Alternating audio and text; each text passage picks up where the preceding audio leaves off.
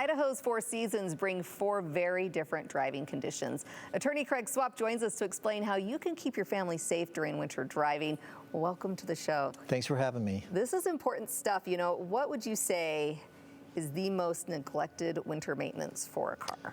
Well, my experience is that windshield wiper blades. Yes. I mean, as simple as that seems, you know, people neglect those. And then when the snow comes or the ice comes, and then, you know, it's like if people think I'm going to save some money and just throw some water into my water thing, and then it freezes during the wintertime. Doesn't work. So check your windshield wiper blades. Make sure you've got the right fluid that's got a little bit of antifreeze in it so that it doesn't freeze. Yeah.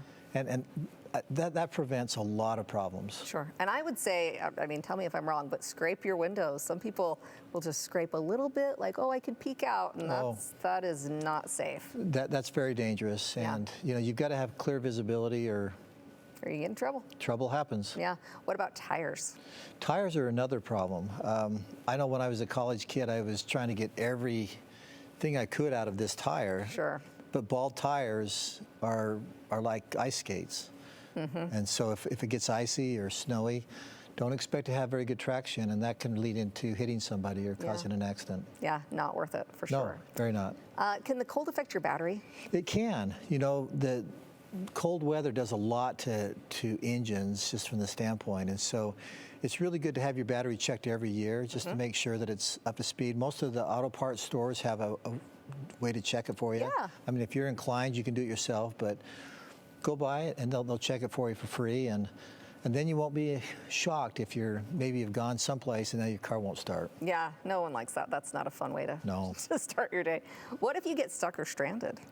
Well, that's a tough thing because most people don't have anything in their car, right? They should, but they don't. So an emergency kit would be really helpful, especially if you're going on a long trip. Make sure you have some blankets, something to eat, water. Water, yeah. You know, things like that. You may not have it, might not be a big deal around town, but if you're going to go on an extended trip, you really should have jumper cables and things like that to make sure emergencies can be dealt with easily. Yeah, and again, it's one of those situations you think, that's not going to happen to me. But then you hear stories. Then it does, right? And you know, so to always be prepared, it's very well worth it. Do you have other tips that you would give us concerning winter weather? Yeah, I think it's important for people to check their insurance coverages. Yeah, What do they have, and make sure that they're adequately covered. Sometimes insurance agents will try and sell the least expensive product they can to somebody, but then you might be exposed if you need more help. Yeah, that's true. And I think a lot of people are not that knowledgeable about their insurance policy and what it all covers, and so. And I'd encourage your viewers to find out what they actually have and what it means and what does it cover, or what doesn't it cover. Yeah, absolutely. So if you happen to get in a winter driving accident, an attorney's going to be on your side, right? Absolutely. Give us a call or give an experienced lawyer a call. We can help. Make sure you walk through that.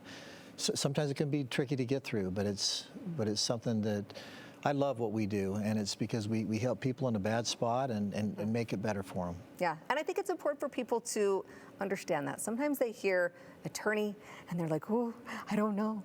Should I call an attorney?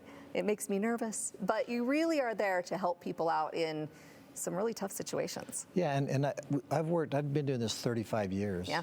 And I've just really enforced or really trained my people to make sure that they recognize that people are hesitant to call and to make them feel welcome and to walk them through the system.